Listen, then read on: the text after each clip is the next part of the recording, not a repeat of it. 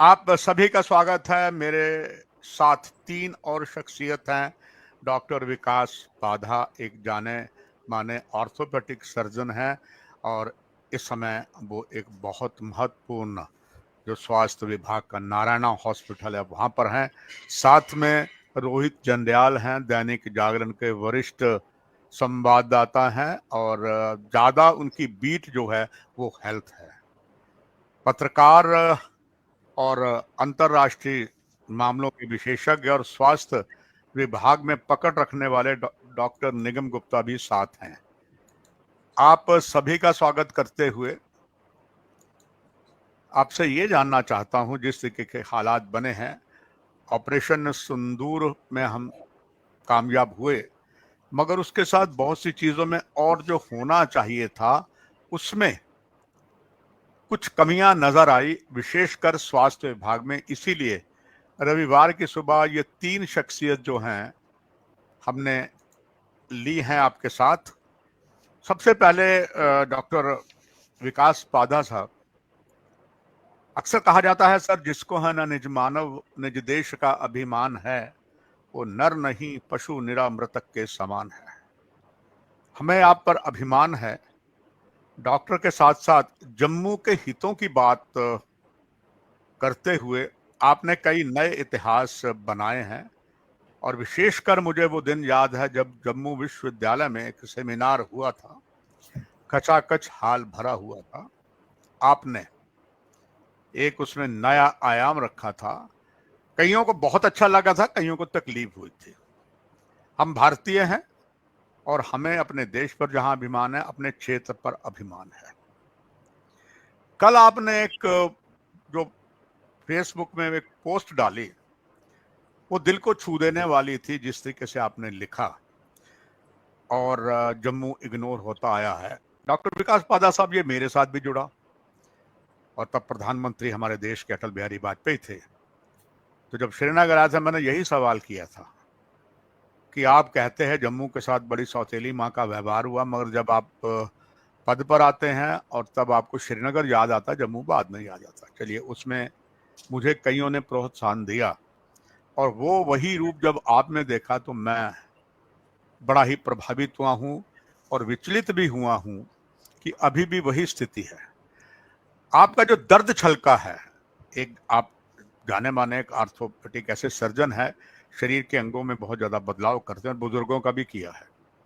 ये महारत के साथ साथ जब आपको अपनी माँ बोली पर, अपने क्षेत्र पर इस तरीके की अनदेखी शासक करते हैं, वो दर्द छलका गया। कार्यक्रम को आगे बढ़ाने से पहले वो दर्द के बारे में दर्शकों को बांटना चाहूंगा। आपका बहुत बहुत धन्यवाद हरवंश जी, मुझे यहाँ बुलाने के लिए और अपने विचार प्रकट करने का एक मौका देने के लिए। तभी मीडिया के सभी दर्शकों को नमस्कार। सबसे पहले अपनी बात शुरू करने से पहले, जो ऑपरेशन सिंदूर के बाद जो पाकिस्तान की ओर से हम पे अटैक हुआ है, उसमें बहुत से जम्मू रीजन के हमारे जो लोग हैं उन्होंने बलिदान दिया है। हमारी आर्म्ड फोर्सेस के लोगों ने बलिदान दिया है। बहुत से लोग घायल हुए हैं। सबसे पहले मैं उनकी आत्मा की शांति के लिए प्रार्थना करना चाहूंगा। और हमारे ही सीनियर डॉक्टर राजकुमार थापा, जो एडिशनल डीसी थे राजौरी में, उन्होंने अपनी लाइन ऑफ ड्यूटी में अपना बलिदान दिया। उनके परिवार को मैं पूरा अपना कंडोलेंसेस कन्वे करना चाहता हूं आपके प्लेटफॉर्म से, और सबकी आत्मा के लिए शांति करना के लिए प्रार्थना करना चाहता हूं। और जो लोग घायल हुए हैं उनकी जल्द जो है वो रिकवरी के लिए मैं परमात्मा से प्रार्थना करूंगा। रही बात हरवंश जी, ये एक सत्य है और कटु सत्य है कि कहने को हम जम्मू एंड कश्मीर हैं, लेकिन जब बात आती है नैरेटिव्स की, जब बात आती है कुछ देने की, लेने के लिए तो जम्मू है। टैक्स भी जम्मू से लेंगे, देशभक्ति भी जम्मू से मिलेगी, वोट भी जम्मू से मिलेंगे, लेकिन जब देने की बात आती है तो जम्मू भुला दिया जाता है। मैं इस फिनोमेना को मेडिकल टर्म्स में मैं इसको जम्मू ब्लाइंडनेस बोलता हूं, क्योंकि जैसे कलर ब्लाइंडनेस के मरीज को रेड और ग्रीन कलर नहीं दिखता, उनको नहीं पता होता है कि उनको दिख रहा है कि नहीं दिख रहा, लेकिन उनको रेड और ग्रीन कलर नहीं दिखता, कलर ब्लाइंडनेस होती है। वैसे ही जब जम्मू कश्मीर की बात आती है तो जब सत्ता में खास करके जब कोई पार्टी सत्ता में आती है तो उनको जम्मू दिखना बंद हो जाता है, वो जम्मू ब्लाइंड हो जाते हैं। लेकिन जब वही पार्टी अपोजिशन में आती है तो उनको जम्मू दिखना शुरू हो जाता है। ये बहुत बड़ी विडंबना है और ये मुझे बड़ी हैरानगी होती है। लेकिन आप ये सबसे बड़ी एग्जांपल अभी हमें ऑपरेशन सिंदूर के बाद देखने को मिली और मेरा दर्द भी झलका, क्योंकि सबसे जो एक भयानक अटैक जो हुआ वो जम्मू रीजन पे हुआ। हम सब उसके गवाह हैं। जिस तरीके से मिसाइलें दागी गई, जिस तरीके से ड्रोन्स दागे गए ऑल अक्रॉस जम्मू रीजन में, जम्मू सिटी की बात नहीं कर रहा, 10 के 10 डिस्ट्रिक्ट्स को, जम्मू प्रोविंस को मैं जम्मू रीजन बोलता हूं। और खास करके जो हमारा भाग पुंछ राजौरी, जो हमारा दिल है, उसको छलनी करने की कोशिश की गई और उसमें पुंछ सिटी को खास करके टारगेट किया गया और वहां क्या क्या भयानक दृश्य हमने देखे। एक ट्विंस ब्रदर सिस्टर जो थे, वो तो इतना हमें महसूस हुआ, वो ऐसी दुर्घटना कि वो जो ट्विंस थे वो एक इनफर्टिलिटी के ट्रीटमेंट के बाद उनकी मदर को 10 साल के बाद हुए थे और उनको इकट्ठा ही दुनिया से जाना पड़ा।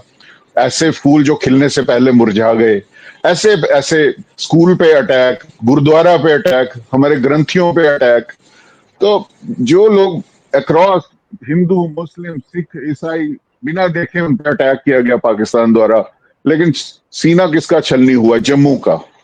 और जम्मू का के जख्मों पे मरहम जो है वो एक लगाने की जरूरत थी पूरे देश को। जहां एक और हम देख रहे हैं तिरंगा यात्राएं निकाली जा रही हैं, हमारे कोई डाउट नहीं है कि आर्म्ड फोर्सेस ने इतना, एक मैं कह सकता हूं कि बढ़िया ऑपरेशन किया, एक बढ़िया स्ट्राइक की पाकिस्तान के मिलिट्री पे, जो कि जो हमारे भारत में जम्मू कश्मीर में आतंकवाद की जननी है, उस पे पहली बार डायरेक्ट स्ट्राइक हुई है पीस टाइम में।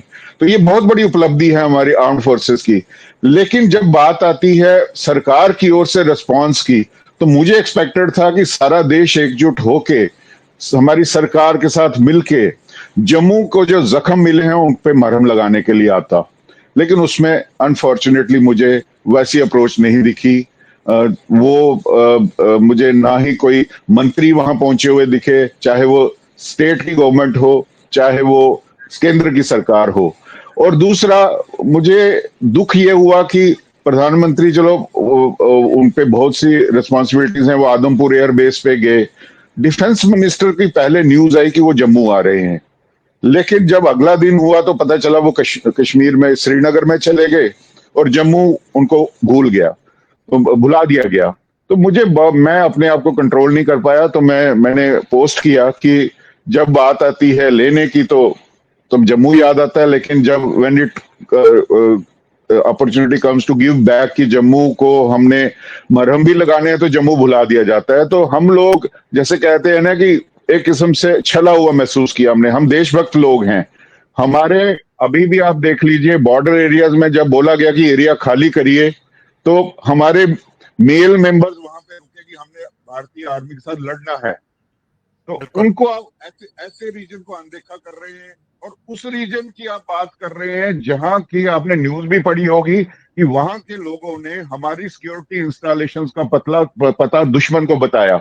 उस रीजन की आप अभी भी आपको प्रायोरिटी है, तो मुझे इसका दुख है। और मैं दो टूक बोलता हूं कि कभी कभी मुझे शक होता है जब ये कहा जाता है is Kashmir integral part of India, मेरे मन में डाउट होता है is Jammu an integral part of India? क्या हम इस भारत के हिस्से नहीं है? और जब तक हम बोलेंगे नहीं, जब तक बोलते नहीं है, तो बच्चे को माँ दूध नहीं पिलाती। तो हम जम्मू वालों को बोलना पड़ेगा कि ये दर्द है, और दो टूक बोलना पड़ेगा कि हमारा ये इसमें अप्रोच रहा है, हमारा ये रोल रहा है। देशभक्त लोग हैं, सीने पे गोलियां खाई हैं, सिटीज हमारी बर्बाद हुई हैं। तो भारतवासियों कृपया हमारी ओर भी देखिए, हमारे दर्द को भी मरहम लगाइए। ये मेरा दर्द बयान करने का रीजन था और आपका धन्यवाद मुझे ये एक्सप्रेस करने का मौका दिया। डॉक्टर विकास पादा, धन्यवाद। तो आपके पास एक योग्य डॉक्टर होने के बाद भी जो है जम्मू की चिंता जो आपको है, हम सचेत नमन करते हैं। काश खरबूजे को देखकर खरबूजा रंग बदलता है। हमारे और भी विद्वान, चाहे डॉक्टर हों, चाहे और भी शिक्षाविद हों, इस बात को आगे बढ़ाएं। आपने बात कही तो एज ए पार्टिसिपेंट, सिर्फ एंकर नहीं कि मैं भी आपके साथ एक पार्टिसिपेंट हूँ, मुझे भी दर्द है। बहुत अच्छा किया भारतीय जनता पार्टी ने, तिरंगा रैली निकाली इंदिरा चौक से, तो इंदिरा जी भी बहुत याद आ गई सर। और जो इंदिरा जी ने किया, तो वाजपेयी ने कहा अगर सरकार में कोई मर्द था तो इंदिरा जी थे, जो उन्होंने 71 में, उससे पहले बहुत कुछ किया। काश हमारे भारतीय जनता पार्टी जी ने बहुत अच्छा किया, तिरंगा रैली निकाली। ये पुंछ से निकालते तो और भी अच्छा लगता, रजौरी पुंछ में लगे हुए जख्मों पर मरहम लगा। चलो, भाजपा वालों ने तिरंगा यात्रा जम्मू के इंदिरा चौक से निकालकर डायरेक्टली इनडायरेक्टली कहें या भूल से इंदिरा चौक से शुरू किया। खैर, उनकी मर्जी। कार्यक्रम को डॉक्टर साहब आगे बढ़ाते हुए मैं निगम जी के पास आता हूं। निगम गुप्ता जी,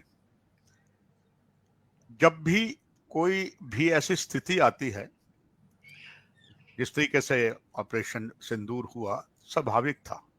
हमें उससे पहले ही जब आदरणीय प्रधानमंत्री ने जब आवाज दी थी और जब पहला गोला गिरा, आवाज आई, उससे पहले युद्ध स्तरीय तैयारी हो जानी चाहिए थी। जैसे आर्मी, कोई भी, चाहे बेस हॉस्पिटल है, कमांड हॉस्पिटल है, कोई भी हॉस्पिटल है, मिलिट्री हॉस्पिटल पूरी तैयारी करते हैं।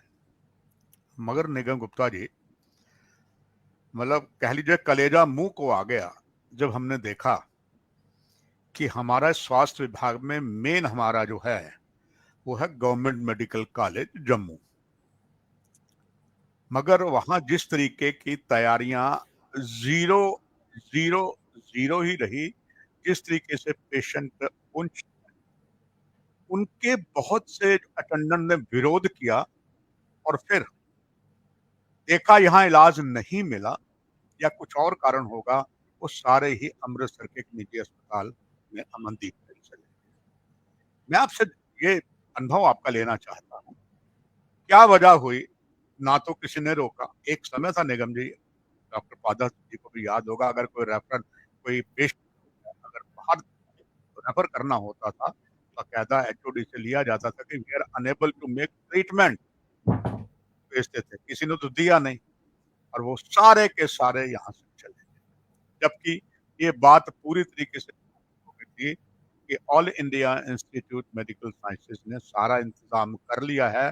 दे वर द फर्स्ट इंस्टीट्यूट जिन्होंने आर्मी हॉस्पिटल के बाद पूरी तैयारी जो है ऐसे पेशेंटों के लिए, पूरी उन्होंने तैयारी कर ली थी, सब कुछ कर लिया था। क्या वजह हुई हम नहीं कर पाए? यानी कि गवर्नमेंट मेडिकल कॉलेज, चाहे जम्मू है, राजौरी है, सारे नहीं कर पाए। क्या रीजन है निगम जी? क्या हम अक्षम है या गरीब बेटी सब कुछ हो रहा है? नगोके साहब, मैं बहुत बहुत शुक्रिया आपका, आपने मुझे मौका दिया। सबसे पहले मैं आज के प्रोग्राम की शुरुआत, आप कई बार मिसाल देते हैं मैं कोई फिल्मी डायलॉग या शेरो शायरी करता हूँ, आज मैं करता हूँ। एक शेर है उर्दू में, वो गुजरे हमारे नजदीक से मेरा हाल ना पूछा, वाह। वो गुजरे मेरे नजदीक से मेरा हाल ना पूछा, मैं कैसे यकीन कर लूं कि दूर जाके रोए। वही हाल है हमारे हेल्थ डिपार्टमेंट का। मैंने आपके प्रोग्राम के माध्यम से भी देखा, आपने जब ये 7 तारीख या 9 तारीख का जब भी ये तैयारी हुई तो एक्शन करी गई पाकिस्तान के ऊपर, तो दूसरे दिन ही आपने एम्स को लेकर एक प्रोग्राम करा। मैं ये बोलूँगा, इस जो तथ्य है इसको शायद रोहित जी ज़्यादा बेटर बता पाएंगे। नगोके साहब, एक डॉट्स कनेक्टेड नहीं है, इंटर डिपार्टमेंटल कोऑर्डिनेशन की बहुत बड़ी कमी है। तैयारियां अगर होती ना, तैयारियों में स्वास्थ्य विभाग का एक फर्ज बनता था, जम्मू सेक्टर के जितने भी प्राइवेट हॉस्पिटल हैं वहां बेड्स रिजर्व किए जाते, वहां का इंफ्रास्ट्रक्चर देखा जाता जो किस चीज में सक्षम है। आपके समीप Narayana hospital super speciality hospital है, मैं ये नहीं डॉक्टर पादा बैठे मैं इसलिए बोल रहा हूँ, बट अब वो मेडिकल कॉलेज की भी शेप ले रहा है। रजौरी आपने मेडिकल कॉलेज बना दिया, उधमपुर को आपने मेडिकल कॉलेज बना दिया, कठुआ आपका मेडिकल कॉलेज है, जम्मू मेडिकल कॉलेज पहले ही बहुत, जिधर तक इसकी मैं बात करूं इंफ्रास्ट्रक्चर की, हमारे हॉस्पिटल टोटल इक्विप्ड हैं। बट हाँ, इच्छा शक्ति की कमी कहाँ आ जाती है? जब आप आपस में inter departmental inter hospital coordination नहीं रखते। आज मेडिकल कॉलेज में अगर आप जाएं, किसी डॉक्टर को वैसे ही जाति तौर पे भी हम जानते हैं जी, ये पेशेंट को मैं रेफर करना चाहता हूँ। कारण है कि विदाउट अ डाउट सरकारी हॉस्पिटल में बहुत बड़ा रेफरल होता है और रश भी होता है। कुछ लोग जो अफोर्ड कर सकते हैं वो बाहर जाना चाहते हैं। कभी भी मेडिकल कॉलेज से पेशेंट को ये नहीं बोला जाएगा कि आप जम्मू में भी ये प्राइवेट हॉस्पिटल है वहां रेफर हो जाइए, जहाँ ये हमारा दूसरा मेडिकल कॉलेज है वहां रश कम है वहां चले जाइए। मैं गांधीनगर हॉस्पिटल की बात करूंगा, फुल्ली इक्विप्ड है, यस, कोई कमी नहीं है वहां पे। बट आपने पेशेंट को अमनदीप ही भेजना है तो कुछ there is a shadow of doubts, number 1।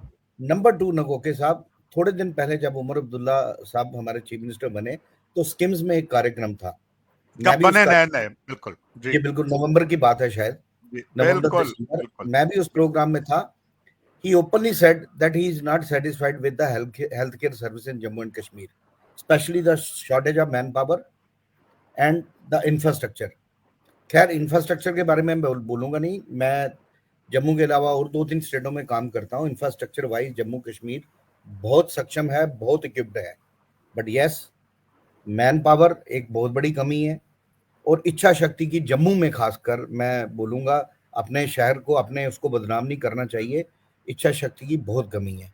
आपको याद होगा एक जेके चैनल में एक कार्यक्रम में हमारे एक प्रिंसिपल साहब थे, मेरे प्रोग्राम से उठ के चले गए थे। बिल्कुल मुझे यही वो मैंने बात कंडक्ट किया था, बिल्कुल बिल्कुल। बिल्कुल तब भी यही बात हुई थी कि जब भी कोई टर्माइल आता है, कश्मीर का सीनियर जो डॉक्टर है वो उसी समय चाहे रात के 12 बजे वो हॉस्पिटल में अवेलेबल है, बट जम्मू के क्यों नहीं है। मैं माफी चाहूंगा, मैं भी इसी डिपार्टमेंट के साथ एसोसिएटेड हूँ, काम भी करता हूँ। कुछ लोगों को मेरी बात बुरी भी लगेगी, बट ये यस मैं फिर एंड एक ही वर्ड में बोलूंगा, इच्छा शक्ति की कमी है। क्यों सिर्फ डॉक्टर विकास पाठक को तकलीफ हुई, क्या जम्मू में बाकी लोग नहीं रहते? अगर किसी जम्मू ने एक आवाज उठाई, किसी ने उसका साथ नहीं दिया, ये भी एक कमी है। हर आदमी यहाँ पे शायद, मुझे लग रहा है आजकल तो 90% लोग जर्नलिस्ट बन गए हैं शायद सोशल मीडिया प्लेटफॉर्म पे, और जो बाकी के 10% बने हैं वो पॉलिटिशियन बन गए हैं। मतलब जिसका काम उसी को साझे करने वाला काम ही नहीं हो रहा। ये एक कारण ये है। दूसरा जो सबसे बड़ा कारण नगोके साहब, मैं सारी अपनी बात को शायद लंबा करूं तो आप मुझे टोक दीजिए।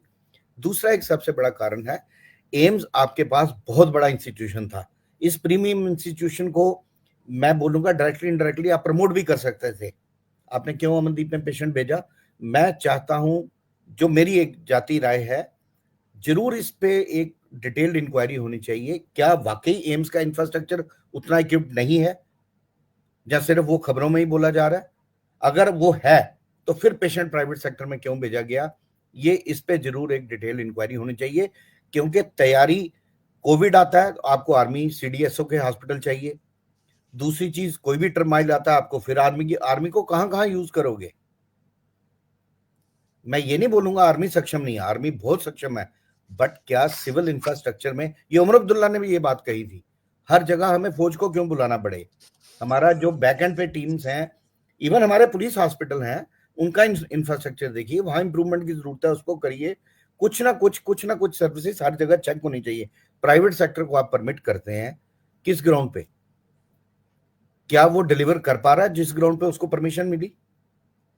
तो ये सब अगर अगर मैं बतौर जम्मूआइट अपने आप को बात करूं, कल हमने भी बीमार होना है, हमें भी अगर अमनदीप ही जाना तो हम अमृतसर में जाके रहते हैं ना, फिर जम्मू में रहने का फायदा ही नहीं।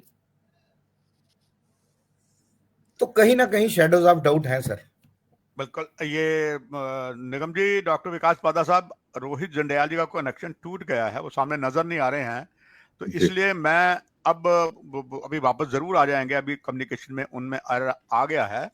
मैं डॉक्टर आपके पास डॉक्टर पादा सर आता हूँ जी। हाँ, रोहित जंडियाल जी आ गए हैं सर, जस्ट मुझे 1 मिनट का क्षमा कीजिए, आ गए हैं, लगता है वो आ गए हैं सर। अभी नहीं पहुंचे हैं सर। चलिए आप तब तक, जब तक वो डॉक्टर साहब आते हैं, डॉक्टर विकास पादा साहब आपसे मैं अनुभव लेना चाहूंगा।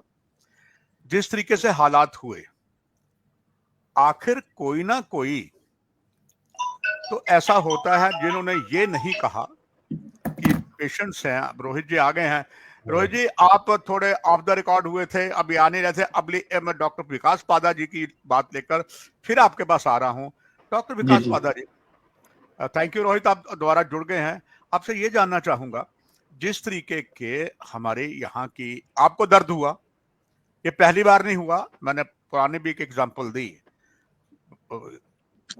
यूनिवर्सिटी की। डॉक्टर पादा सर, हमारी जो स्थिति बनी हुई है इसमें प्रमुख रोल जो है राजनीतिक दलों का होता है, मगर आपने कहीं भी राजनीतिक दलों की ओर से, चाहे वो सत्ता पक्ष में है विपक्ष में, हालांकि यहां पर थोड़ी उल्टी गंगा है, यहां पर जो सत्ता पक्ष में है हम उन्हें विपक्ष की नजर से देश देखता है, और जो यहां पर विपक्ष है वो केंद्र में सत्ताधारी दल में बहुत बड़ा उनका योगदान है। मगर जो उनकी कारगुजारी डॉक्टर विकास पादा होनी चाहिए थी,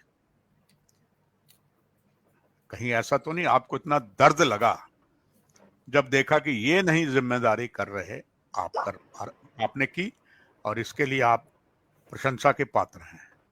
दूसरा, अगर सर जिस तरीके से इतने हमारे अच्छे अस्पताल बने हैं, मेडिकल कॉलेज से स्लिप हो गया तो निश्चित तौर पर अगर पास में एम्स में जाना चाहिए था।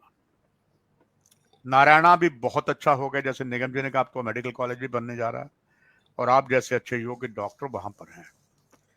क्या वजह हुई कि यहां सबको ये कोई मिली भगत है या कुछ और है कि यहां तक खबर निकलती है? डॉक्टर विकास पादा, आपने कई बार सुना होगा सर, पेपरों में भी आता है, पेशेंट जैसे ही, चाहे वो इमरजेंसी का, चाहे ट्रॉमा का है, चाहे नॉर्मल है, जैसे ही वो मेडिकल पहुंचता है और वो इमरजेंसी में पहुंचता है तो उनके कानाफूसी होने शुरू कर देते जो स्टाफ होता है, यहाँ इलाज नहीं इसका होना, इसको बाहर ले जाओ, इसको बाहर ले जाओ। मगर कोई ये नहीं कहता अगर यहाँ नहीं इलाज होना इसको नारायणा हॉस्पिटल ले जाओ, इसको नया बना हुआ एम्स में ले जाओ। तो क्या ये सारा प्रमाणित करता है ये मिली भगत है? और जो काम सत्ताधारी दल को या राजनीतिक दलों को करना चाहिए था वो चुप बैठे हैं, क्या उनकी की मिली भगत है या उनकी अज्ञानता है? हरबंस जी, आवाज क्लियर है मेरी? बिल्कुल सर, बिल्कुल। आपकी बात सही है कि प्राइमरीली काम जो है, जो जम्मू की आवाज नहीं पहुंचती है, तो प्राइमरीली तो हमारी पॉलिटिकल पार्टीज, क्योंकि ये सारे पॉलिटिकल इश्यूज हैं, पहले जनता की आवाज तो आती है, लेकिन चलो पॉलिटिकल पार्टीज की मैं एक सिंपल एक एक्सप्लेनेशन दूंगा कि जम्मू ने हमेशा जो है ना, कभी किसी रीजनल पॉलिटिकल पार्टी के पीछे नहीं खड़ी हुई है। ये बहुत बड़ा रीजन है कि हमारी आवाज नई दिल्ली तक नहीं पहुंच पाती है जब हम कश्मीर से कंपैरिजन करते हैं। और नेशनल पॉलिटिकल पार्टी पे, चाहे कांग्रेस हो चाहे भारतीय जनता पार्टी हो, उनकी अपनी मजबूरी है कि वो एक रीजनल स्टैंड नहीं ले पाएंगी जितना एक रीजनल पार्टी ले सकती है। तो ये हम लोगों को सोचना पड़ेगा कि हमारी जो पॉलिटिकल चॉइसेस हैं, अगर वो हमारी बात ऊपर रखने में डिलीवर नहीं कर पा रही हैं, तो हमें रिकंसिडर करना पड़ेगा कि हमें किन चीजों को सपोर्ट, किन पार्टीज को सपोर्ट करना है और किन को नहीं। ये बहुत बड़ा एक कारण है। आप कश्मीर को देखेंगे तो हमेशा वहां रीजनल पॉलिटिकल पार्टी, चाहे वो नेशनल कॉन्फ्रेंस रही है, पीडीपी रही है, वो रीजनल कश्मीर की पार्टी और कश्मीर की बात पहले करते हैं, उनके लिए कश्मीर फर्स्ट है। लेकिन जम्मू की बात आती है तो कहीं ना कहीं जम्मू का स्टैंड डिल्यूट हो जाता है, क्योंकि हमें ये जो नेशनल पार्टीज हैं उनके लिए प्रायोरिटीज अलग हो जाती हैं। तो ये मैं बोलना चाहूंगा कि उनका फेलियर है ही है। लेकिन मैं साथ ही साथ कहना चाहूंगा कि हमारी सिविल सोसाइटी कहाँ है? पॉलिटिकल ने फेल कर दिया, लेकिन हमारी सिविल सोसाइटी क्यों चुप रहती है? वो क्यों इसमें इस डर में रहते हैं कि हम सच बोलेंगे तो हमें कोई नुकसान हो जाएगा। मैं तो ये देखता हूँ ट्रेंड यहाँ पे कि वो कहीं ना कहीं रुक जाते हैं, क्योंकि उनको कोई ना कोई डर होता है कि हम ये बोलेंगे तो hमें उसके कॉन्सिक्वेंसेस फेस करने पड़ेंगे, चाहे वो अनफॉर्चुनेटली इंटेलिजेंसिया है हमारा, हमारे जो अलग अलग एनजीओज हैं, इंटेलेक्चुअल्स हैं। मुझे उसमें डिसऑनेस्टी जरूर दिखती है कि कहीं ना कहीं उनको डर है कि अगर हम सच बोलेंगे तो we will face the wrath of those in the power. तो मुझे लगता है इस डर से ऊपर उठने की जरूरत है, तभी ये आवाज नहीं आती है। दूसरी बात है हॉस्पिटल्स की। तो मैं निगम जी की जो बात है कि हमारे यहाँ इंफ्रास्ट्रक्चर भी है, मैन पावर भी है, लेकिन कोऑर्डिनेशन की कमी है। जब इस तरह की जो जैसे कोविड का भी एक क्राइसिस था, हेल्थ का क्राइसिस था, जैसे अब भी एक हेल्थ का क्राइसिस बन रहा था हेल्थ केयर का, जब ये अटैक किया पाकिस्तान ने, तो मैं इसमें यही कहना चाहूंगा कि जैसे एक पुलिस कंट्रोल रूम होता है, वैसे ही हमारे सारे इंस्टीट्यूशंस का एक कोऑर्डिनेशन रूम होना चाहिए, जहां पे हर एक हॉस्पिटल का हमें डाटाबेस होना चाहिए कि कहाँ क्या हो रहा है, कहाँ कौन सी सर्जरी हो सकती है, किस पेशेंट का ट्रीटमेंट हो सकता है, चाहे वो गवर्नमेंट सेक्टर में है, चाहे वो प्राइवेट सेक्टर में है, चाहे वो एम्स है, चाहे वो यहाँ का निजी हॉस्पिटल है। तो हम यहाँ की लखनपुर को क्यों क्रॉस करने दें जब हम सक्षम हैं। मैं यहाँ यही बताना चाहूंगा आपको कि अब मैं नारायणा में काम कर रहा हूँ, पिछले 8-9 वर्ष हो जाएगा अब मुझे। तो हमें यहाँ पे नेचुरली एक धारणा बन गई थी कि हड्डी का जो फ्रैक्चर का जो जुड़ना और जोड़ बदलना ये लखनपुर के पार ही हो सकता है। लेकिन मैं आपको, अब मैं वो नहीं कहा कि मैं अपनी बड़ाई कर रहा हूँ, लेकिन मैं सिर्फ अपना काम बता रहा हूँ कि 2000 से ज्यादा फ्रैक्चर की सर्जरीज और 500 से ज्यादा जॉइंट रिप्लेसमेंट मैंने अकेले ने नारायणा में की हैं, क्योंकि यहाँ पॉसिबल है। तो ये एक हिम्मत की और किया, क्योंकि यहाँ पे इंफ्रास्ट्रक्चर भी है, मैन पावर भी है और विल भी है। तो प्रॉब्लम, मैं फिर से वही कहना चाहता हूँ, प्रॉब्लम विल की है। प्रॉब्लम यहाँ सरकार भी इस बारे में नहीं सोचती। हमारे हेल्थ सेक्रेटरी भी इस समय डॉक्टर हैं, तो मैं उनसे एक्सपेक्ट कर रहा था एक और ज्यादा जिम्मेवारी का रोल, कि वो एक कोऑर्डिनेटर का रोल अपनाते। कहीं नारायणा में क्या हो सकता है, एम्स में क्या हो सकता है, जीएमसी में क्या हो सकता है, मेडिकल कॉलेज आपने उधमपुर में भी खोल दिया, राजौरी के मेडिकल कॉलेज को कैसे हम स्ट्रेंथन कर सकते हैं, या उससे कोई एक कंट्रोल रूम बना होता और उसके रिलेटेड काम होता। हमारे किसी पेशेंट को, मुझे लगता हार्डली कोई 1 या 2 पेशेंट जाता, सारे पेशेंट नहीं जाते। ये हमारे लिए शर्म की बात है कि हमारे पेशेंट्स जम्मू कश्मीर से बाहर जाना पड़ा उनको इलाज लेने के लिए। मुझे लगता है as a doctor, as a health care professional, मेरा जो सिर है वो शर्म से झुकता है, क्योंकि मुझे नहीं लगता यहाँ पे मैन पावर और स्किल्ड मैन पावर और इंफ्रास्ट्रक्चर की कमी है कोऑर्डिनेशन की, और कमी है विल की। मुझे लगता है सरकार को इसकी ओर देखना चाहिए। बहुत बड़ी कमी थी ये, बहुत बड़ी एक लैक्यूना था, डेफिशिएंसी थी, इसको दूर करना चाहिए। और अभी भी मुझे लगता है देर नहीं हुई, it is never too late to mend. तो ये हमें इस ओर कदम उठाने चाहिए। एक कोऑर्डिनेशन, एक वॉर रूम जैसे बनता है, वैसे ही एक हेल्थ केयर, हमारे सारे हॉस्पिटल्स का एक पूल बनके, क्योंकि जब भी क्राइसिस आता है तो हमारे में कोई डिफरेंस नहीं, हम सब डॉक्टर्स हैं, हम सब हेल्थ केयर वर्कर्स हैं, irrespective of institutions in which we are working. मुझे लगता है ये हमें एक डिजाइन अभी कर लेना चाहिए, इससे पहले कि कोई आपदा हमारे सिर पे आए, हम तब करें। उसकी तैयारी हम अब से क्यों ना शुरू करें, हम इससे सीखें और आगे बढ़ें। ये मेरा विचार है इस पे। डॉक्टर विकास पदा, बिल्कुल सही बात है। और मजे की बात है कि कोविड में कुछ हमने शुरू में गलतियां की, एक का आरोप दूसरे बार मरा, किसी को सस्पेंड कर दिया, मगर उसके बाद हम सुधर गए, कंट्रोल रूम भी बना, बहुत फर्क पड़ा। रोहित जंडियाल जी प्रजातंत्र के चौथे प्रहरी हैं, और मुझे इस बात का बड़ा हर्ष होता है। आपकी पत्रकारिता बेबाक होती है, निष्पक्ष होती है। जो ये हालत अभी बने रोहित जंडियाल जी, जिस तरीके से टैकल करना चाहिए था इस समय ऑपरेशन सिंदूर के चपेट में आए हमारे पेशेंट्स को, उनके अटेंडेंट को, वो मेडिकल कॉलेज में नहीं हो पाया, और अलग अलग बहाने किए गए। कुछ तो बहाने ये किए गए कि साहब वहां पर जो मशीनरी थी वो सही नहीं थी, मेंटेन नहीं थी, या राजनीति थी, क्या थी। आप हर चीज को पैनी नजर से देखते हैं, and your subject he medical है। आपके विचार क्या है इस पर? सर, पहले तो आपका बहुत बहुत धन्यवाद कि आपने मुझे बुलाया जाता। दूसरा ये है कि ये जो स्टार्टिंग से ही इसका जो एक परसेप्शन बना हुआ है, पहले तो मैं बताऊं कि मेडिकल कॉलेज का जो परसेप्शन बना हुआ है वही गलत है, कि जहाँ पर जो आता है वो ठीक होकर नहीं जाता। ऐसा नहीं है, मेडिकल कॉलेज में लाखों पेशेंट आते हैं और लाखों ठीक होकर जाते हैं। डेथ रेट कितना है, कम है। लेकिन जब ऐसी स्थिति बन जाए जैसे बार लाइक सिचुएशन, तो उसे हैंडल करने में जो इस बार जो सबसे बड़ी कमी देखी गई, वो हमारे जो टॉप, जो कहते हैं कि जो हमारे टॉप लीडरशिप भी किसमें, हेल्थ सेक्टर में बोल रहा हूँ, कि जो ऑफिसर लेवल पर कहते हैं हमारे हेल्थ सेक्रेटरी। अब देखो हेल्थ सेक्रेटरी ने क्या किया, इस सारे, मैं डायरेक्ट हेल्थ सेक्रेटरी का नाम ले रहा हूँ क्योंकि वही है जो मेन, यही है, मिनिस्टर और हेल्थ सेक्रेटरी दोनों यही है, दोनों की बात कर रहा हूँ। कि आपने क्या किया कि जो एक मेडिकल सुपरिटेंडेंट थे वहां पर डॉक्टर नरेंद्र बुटियाल, ठीक है, उन्हें जब लगा कि जो सीमा पर जो तनाव फैल रहा, क्योंकि वो पुलिस में रहे हैं सारे हैं, वो उन चीजों को जल्दी पकड़ लेते थे, इन चीजों पर एक्टिव रहते थे। तो उन्होंने क्या किया कि इंटरनल एक सर्कुलर निकाला कि भाई आप सारे तैयार हो, कुछ भी हो सकता है। हमें पूरी अपनी तैयारी करनी चाहिए। वो सर्कुलर क्या हुआ कि मीडिया में आ गया। वो जैसे ही सर्कुलर मीडिया में आया तो गवर्नमेंट ने क्या किया, बिना सोचे विचारे क्या क्या कि आपने ये सर्कुलर क्यों निकाला, उन्हें अटैच कर दिया। ठीक है, पहले किस मूवमेंट पर किया, जब कि एक बार लाइक सिचुएशन बनी हुई थी, मेडिकल सुपरिटेंडेंट बदल दिया। ठीक है, जहां पर कई सालों से जो मेडिकल कॉलेज में डॉक्टर ओवर स्टे थे। ठीक है, आपने डॉक्टर तब नहीं हटाए, आपने डॉक्टर कब हटाए, जब पूरी एक बार लाइक सिचुएशन बनी हुई थी। वहां पर जो आपने जो इमरजेंसी इंचार्ज थे उन्हें हटा दिया, कंट्रोल रूम इंचार्ज थे उन्हें हटा दिया।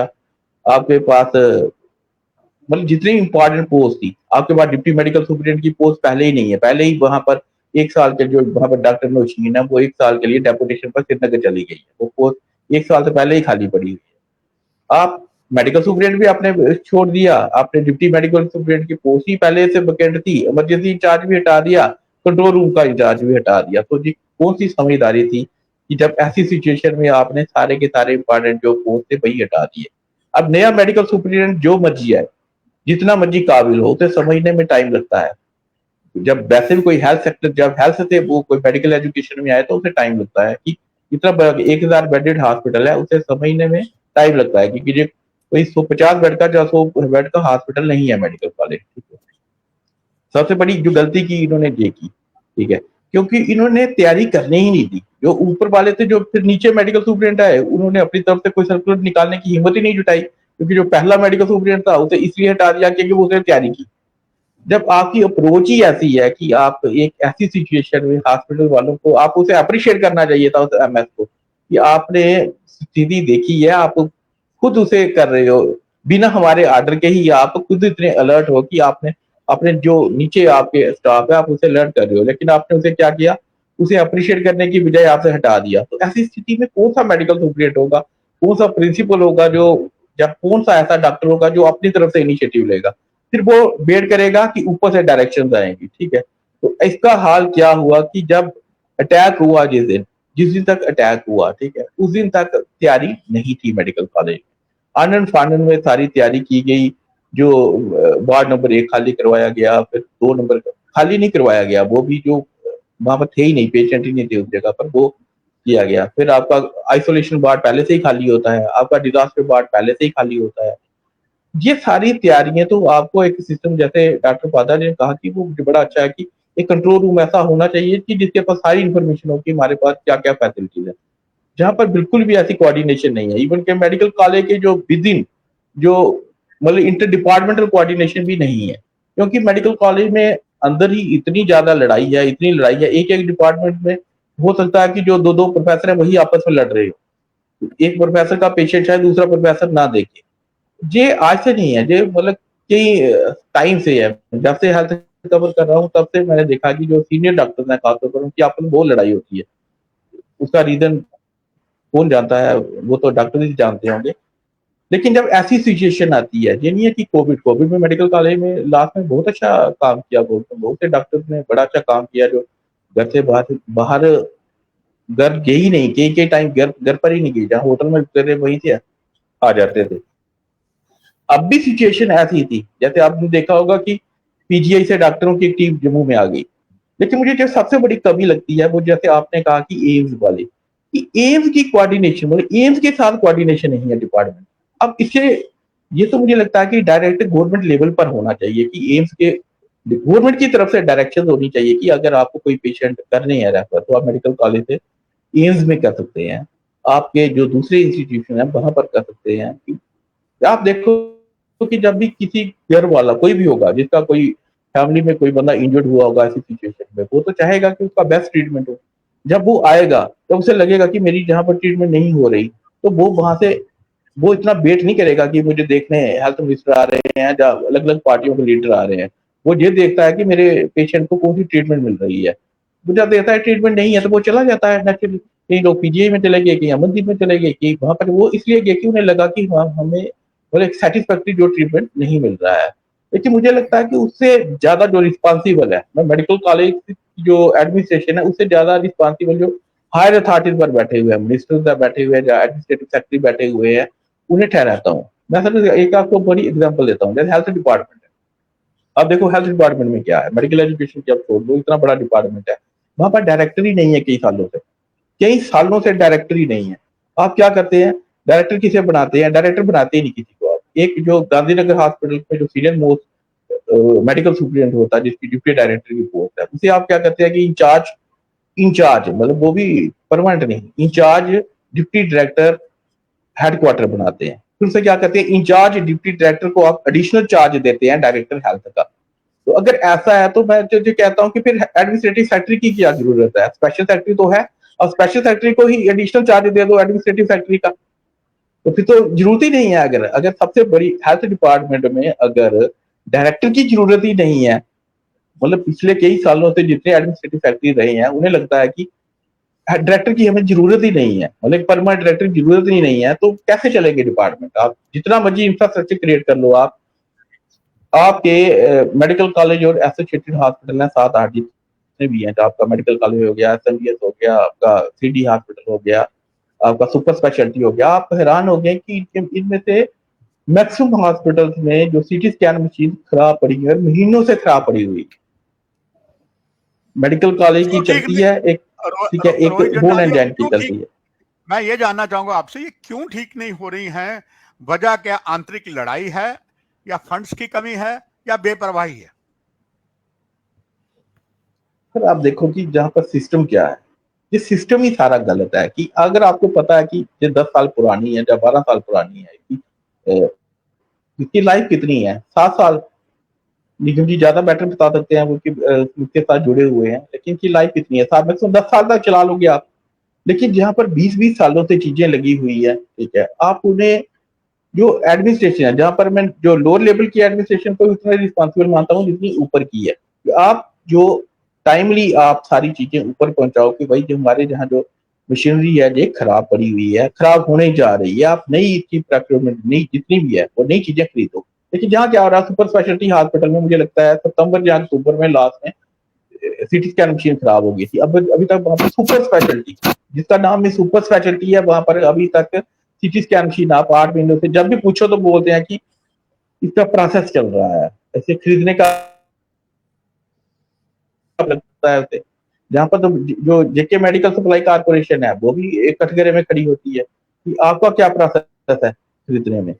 वो है आपका एसएफडीएस हॉस्पिटल है, जहां पर आप सबसे ज्यादा जम्मू प्रोविंस में, जैसे आप मैं कहता हूँ कि सबसे ज्यादा डिलीवरीज होती हैं, जहां पर रोज एवरेज 60 से 65 डिलीवरी होती है, वहां पर जो अभी सीटी स्कैन मशीन खराब पड़ी हुई है। आपका इसका सीडी हॉस्पिटल में सीटी स्कैन मशीन खराब पड़ी हुई है, तो आप कहाँ चलाओगे, कहाँ पेशेंट को आप एसएमजीएस हॉस्पिटल से बोलोगे कि आप जाओ मेडिकल कॉलेज में, तो फिर क्या वो कितना मतलब आगे से ही परेशान होकर आया होता है, फिर अगर उसे ऐसे ही दर बदर होना है तो वो बेस्ट बोलता है कि यार मैं प्राइवेट में ही करवा लूँ। आपने खुद ही तो आप जो जैसे डॉक्टर पादा ने कहा कि ये अभी जो एडमिनिस्ट्रेटिव सेक्रेटरी हैं वो डॉक्टर है, तो मुझे इनसे ज्यादा उम्मीद थी। उम्मीद इन्हें नहीं थी, मुझे बड़ी उम्मीद थी। मुझे 25 साल हुए हेल्थ कवर करते हुए, मुझे भी लगा कि यार डॉक्टर भंडारी के बाद अभी कोई डॉक्टर आया हुआ है। तो जो मैं इनकी पहली स्पीच सुनी थी मेडिकल कॉलेज में, तो उन्होंने बहुत अच्छी स्पीच की थी, एक उम्मीद जगाई थी कि मैं पता नहीं कौन सी क्रांति लाऊंगा। तो मैं उस फंक्शन में बैठा हुआ था, हम लोग 3-4 लोग ही बैठे हुए थे मीडिया के, हम आपस में डिस्कस कर रहे थे कि ये एडमिनिस्ट्रेटिव सेक्रेटरी कुछ करेंगे, क्योंकि इन्हें तो मैं स्टूडेंट लाइफ से जानता हूँ, जब एमबीबीएस कर रहे थे मुझे भी लगा कि नहीं करेंगी, जो इन्होंने एनर्जी दिखाई। लेकिन बड़े अफसोस से कहना पड़ रहा है कि इन्होंने किया कुछ। तो मुझे तो लगता है, मैंने तो देखा नहीं।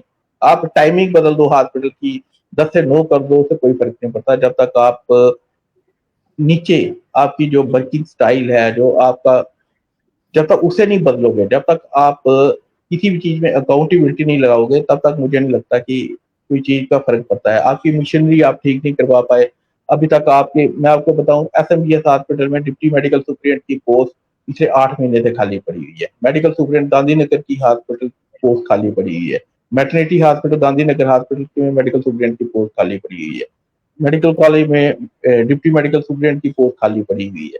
तो आप कहाँ पर फिर आपके, जहां तो आप बोल दो कि हमारे पास एडमिनिस्ट्रेटर ही नहीं है, या तो पब्लिकली बोल दो। अगर है तो फिर आप उन्हें लगा क्यों नहीं रहे हो? इतने आपके सबसे इंपॉर्टेंट हॉस्पिटल है, जब आप वहां पर आप एडमिनिस्ट्रेटिव ऑफिसर ही नहीं लगा पा रहे हो, तो फिर आप कैसे कह सकते हो कि आप बहुत अच्छे एडमिनिस्ट्रेटर?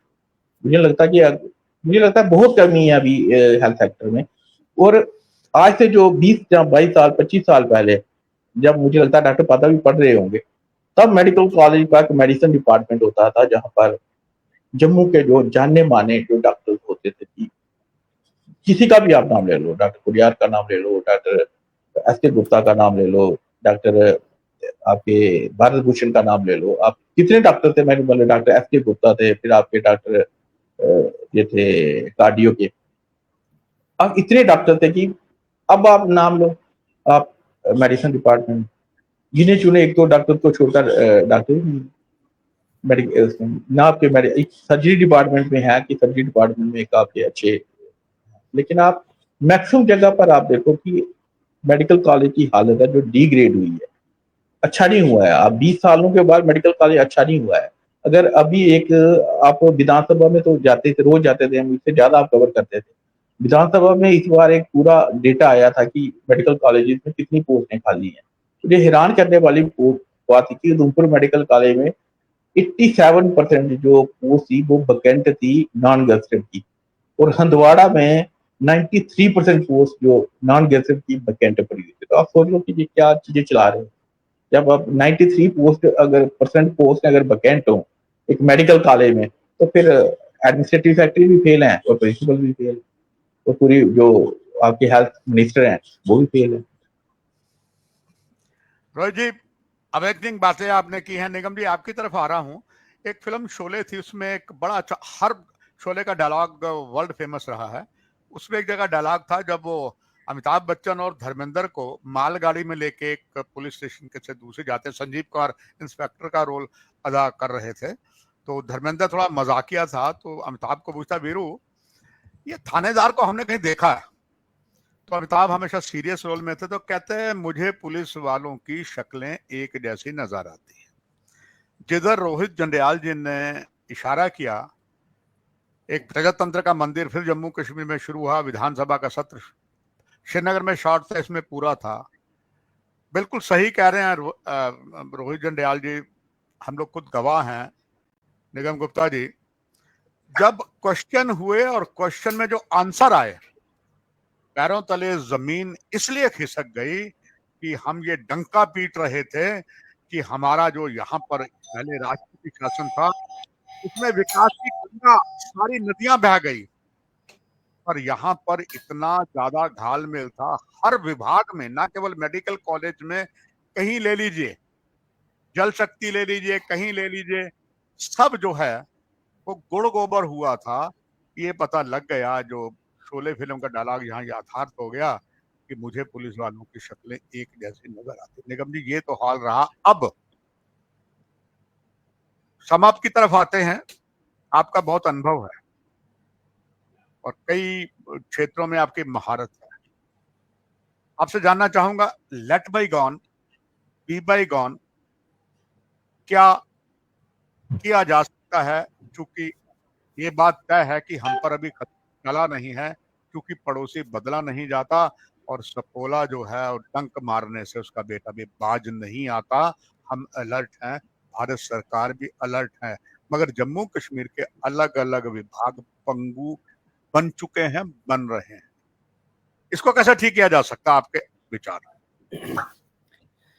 देखिए, पहली बात तो जो रोहित जी ने जो आज नॉलेज शेयर की है, मैं ईमानदारी से मैं उसका कायल हो गया हूँ। जो इन डेप्थ नॉलेज उन्होंने रखी हुई है इस डिपार्टमेंट की, मुझे लगता है अपने आप में उनके सवालों में ही जवाब छुपा हुआ है।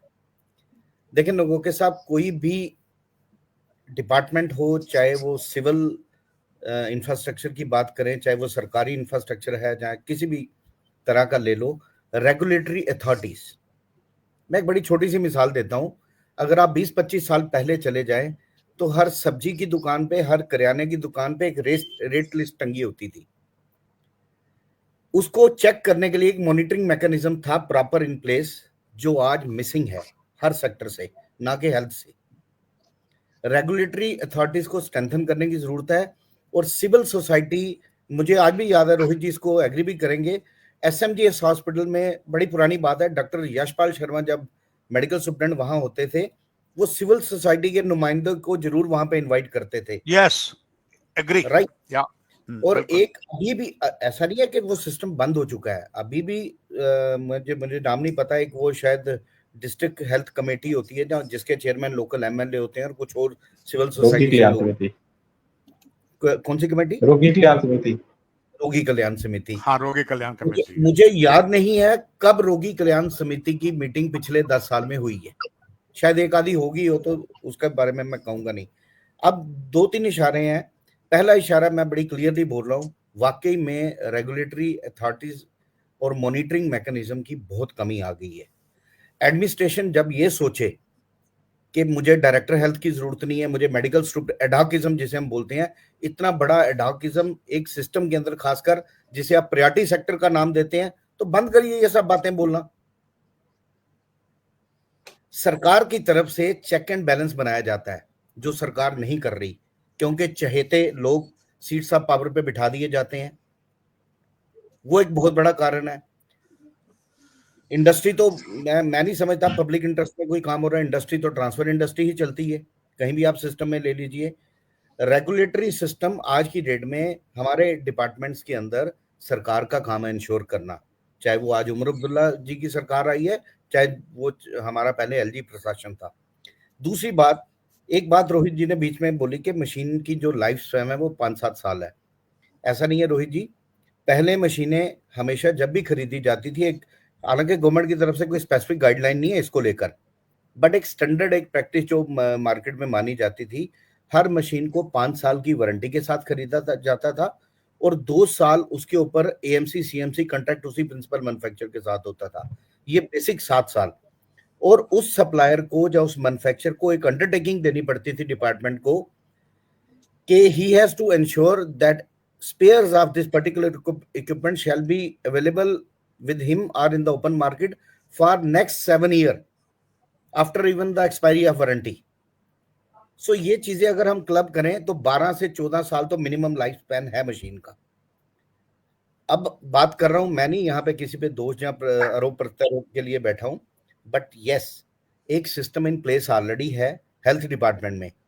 आज भी आप हेल्थ डिपार्टमेंट में खासकर पेरिफेरीज की अगर बात करें रोहित जी, 99.3% अप टाइम वारंटी मशीनों की चल रही है। मुझे नहीं पता मेडिकल कॉलेज में क्या हो रहा है, क्योंकि मैं वहां, मुझे कई लोगों ने बोला जी तुम वहां सर्विस नहीं देते अच्छी, तो मेडिकल कॉलेज खैर मैं दे नहीं रहा। ये रेगुलेटरी अथॉरिटीज को वहां पे जो सीट्स पे लोग बैठे हुए हैं उनका काम है चेक करना। आपने अभी जिक्र किया, ये चीजें ऊपर तक पहुंची हुई हैं, सबको पता है, लेकिन एक्शन पता नहीं क्यों नहीं ली जाती। उनकी बेचारों की, कहते हैं ना, कुछ तो मजबूरियां रही होंगी, यूं ही कोई बेवफा नहीं होता। सिविल सोसाइटी के साथ साथ तीसरी बात आपने एक बड़ी इंपॉर्टेंट रोहित जी यहाँ पे बोली, जो मुझे अच्छी भी लगी। आपने ये बोला कि वाकई यहाँ पे एडॉकिज्म बहुत ज्यादा है, जिसको मैं पहले भी ले रहा था, मैं दोबारा लेना चाहूंगा। मेरा जो रेगुलेटर बैठा है ऊपर, जो मुझे चेक कर रहा है, अगर वो नॉलेजेबल नहीं है तो मैं खाक परफॉर्म करूंगा। एक थानेदार, नगोके साहब ने थानेदार की एग्जांपल दी, मेरा थानेदार ही कमजोर है। रोहित जी ने बोला आप जब भी हालात बिगड़ते हैं आप नए आदमी को लाके बिठा देते हो, पुराने को उठा देते हो। मैं यहाँ बिल्कुल आपके साथ एग्री करता हूँ, मैं पर्टिकुलर किसी को प्रेफर नहीं कर रहा हूँ, बट डॉक्टर नरेंद्र बुटियाल ने जो किया उसे बोला जाता है एडवांस प्रिपरेशन, जिसके लिए 24/7 अलर्ट रहना पड़ता है। अगर उनके ऊपर एक्शन हुई तो शक की सुई हमारे ऊपर वालों पे जाएगी जिन्होंने उस पर एक्शन ली है। क्या वो अल्टरनेटिव निगम जी, अब आगे क्या, आप जैसे 3 बुद्धिमान यहां बैठे हैं, क्या आगे किया जाए, क्योंकि अभी खतरा टला नहीं है? सर, पहली चीज इमीडिएटली जो प्रपोजल आपको रोहित जी ने दिया, या डॉक्टर पादा का जो प्रपोजल था कि हमारा एक centralize monitoring system, centralize call center होना चाहिए, जो जिसके पास एक 100% पेयर नॉलेज हो किस पेशेंट को कहाँ रेफर करना है। ये वहां आज मेडिकल कॉलेज में, मैं माफी के साथ बोलूंगा, वहां पे जो सिक्योरिटी गार्ड है वो भी पावर रखता है पेशेंट को कहाँ रेफर करना, क्यों वो सस्ते में निपट जाता है। ये शक की सुइयां अगर आपको कम करनी है, अपने सिस्टम पे भरोसा लोगों का जीतना है, तो आपको अपना मॉनिटरिंग और रेगुलेटरी अथॉरिटीज को एक्टिवेट करना पड़ेगा, सिविल सोसाइटी की इन्वॉल्वमेंट करनी पड़ेगी। आज जो सर्विसेज आपकी पब्लिक प्राइवेट पार्टनरशिप में चल रही हैं वो क्यों स्ट्रेंथन हो रही हैं? क्योंकि आप उन पे तो नकेल कस लेते हो, आप अपने सिस्टम को भूल जाते हो। मैं माफी के साथ बात करूंगा, अगर आज मुझे एक प्राइवेट हॉस्पिटल यहाँ बनाना है तो मुझे मेरे मेडिकल स्टूडेंट की क्वालिफिकेशन जो नेशनल मेडिकल काउंसिल है उसने तय की हुई है, मेरे प्रिंसिपल का एडमिनिस्ट्रेटिव एक्सपीरियंस तय किया हुआ है, बट सरकारी तंत्र में ऐसा कुछ नहीं है। रोहित जी बेटर बता पाएंगे, मैं यहीं विराम देता हूं। डॉक्टर विकास पादा जी, जो अनुभव निकला इस मंथन से, और दूध भी अच्छा था, दही भी उसका बना, फिर जब उसको दही को रड़का गया तो अच्छा मक्खन भी निकला और उसमें बहुत अच्छा सब कुछ हो गया। अब आपका अनुभव लेना चाहूंगा, इसमें मैं अपनी बात जोड़ना चाहूंगा। ये बात सही है doctor Vikas Pada, there was in a time जब अलग अलग विभाग के अधिकारी बुलाते थे सीनियर जर्नलिस्ट को, सीनियर सिटीजन को, और बात करते थे, अमल होता था, वो दूर हो गई। पर कहीं कहीं अभी भी डॉक्टर विकास पादा जी, आपको बर्निंग एग्जांपल बताऊं, जस्ट 4 दिन पहले मैंने जनरल राकेश शर्मा का इंटरव्यू किया। In fact I was not knowing कि ये जो यहाँ पर सैनिक वेलफेयर है उसके कुछ संगठन उनका है क्या उसमें लगे हुए हैं। मैंने उनसे सवाल किया कि क्या वजह है, चूंकि डिफेंस के हैं, डिफेंस का सारा लिया, उनसे मैंने ये कहा कि क्या वजह है कि यहाँ पर जो हमारे भूतपूर्व सैनिक हैं जो बड़े सुदृढ़ हैं आज भी, उनकी सेवाएं नहीं ली गई। अगर उनकी सेवाएं ली गई होती, उन्होंने माना इस बात को कि हम इसको कर रहे हैं, एंड मैं श्रेय नहीं लेना चाहता हूं, मगर मुझे संतोष है कि डॉक्टर पादा सर, कल ही जो हमने बात की, शामी को प्रेस नोट जो है मिनिस्ट्री ऑफ डिफेंस का आ गया, रोहित जी के पास भी पहुंचा, कि सैनिक वेलफेयर डिपार्टमेंट को हमने 400 से 500 भूतपूर्व सैनिक ले लिए। अब जितने भी इंस्टॉलमेंट लगे हैं इंपॉर्टेंट, वहां पर अब फौजी होंगे, और जिनके पास राइफलें हैं, वेपन है, वो भी लगेंगे। अगर विकास पादा साहब, एक प्रजातंत्र के पहरे की बात से सरकार इतना अलर्ट हो जाती है तो क्या वजह है?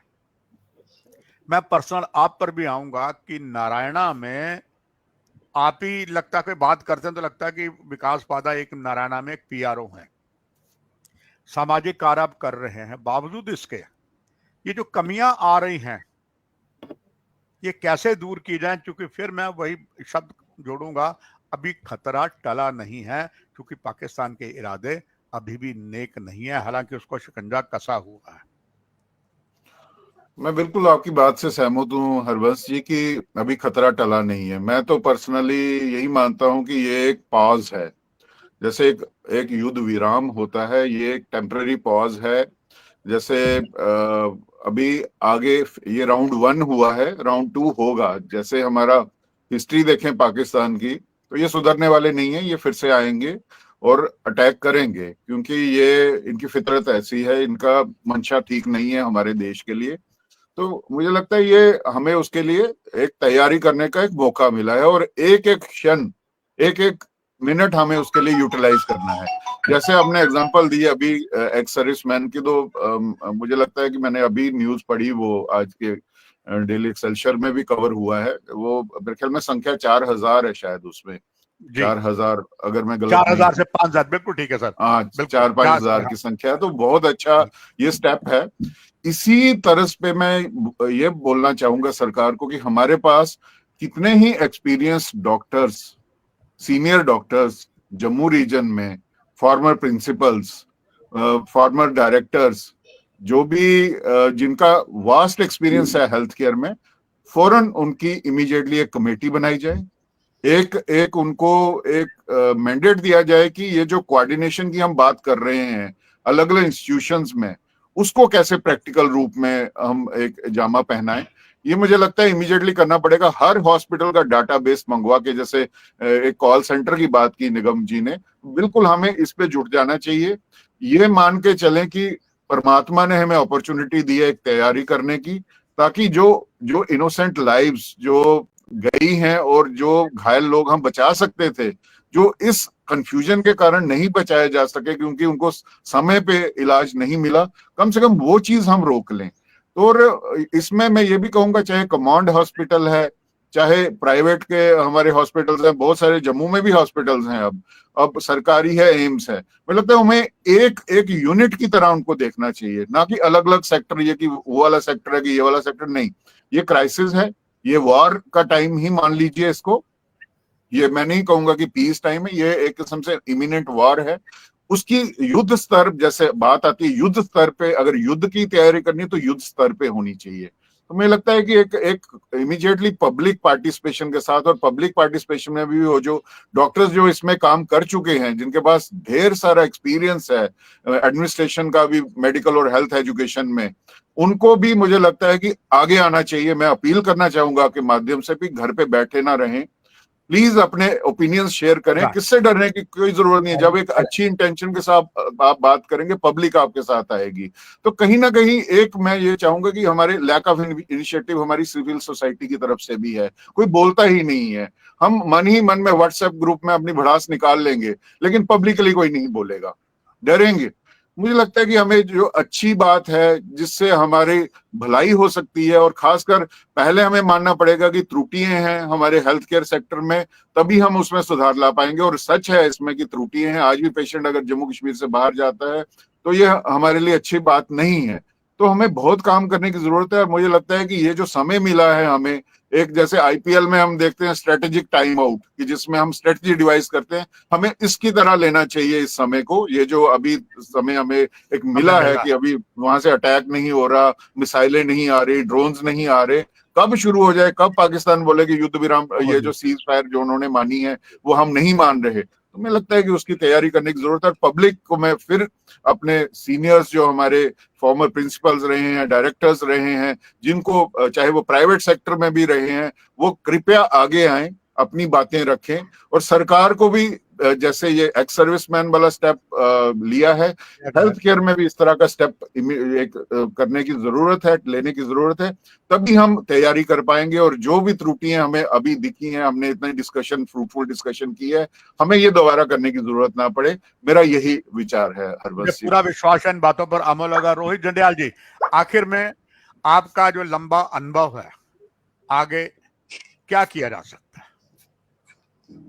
मुझे तो लगता है कि अगर हेल्थ डिपार्टमेंट में अगर तैयारियां करनी है तो सबसे पहले तो इन्हें जितनी भी इम्पोर्टेंट पोस्ट है वो पहले फिल करनी चाहिए, क्योंकि एडमिनिस्ट्रेटिव पोस्ट का फिल होना बहुत जरूरी है। अकेला मेडिकल सुपरिटेंडेंट कुछ नहीं कर सकता।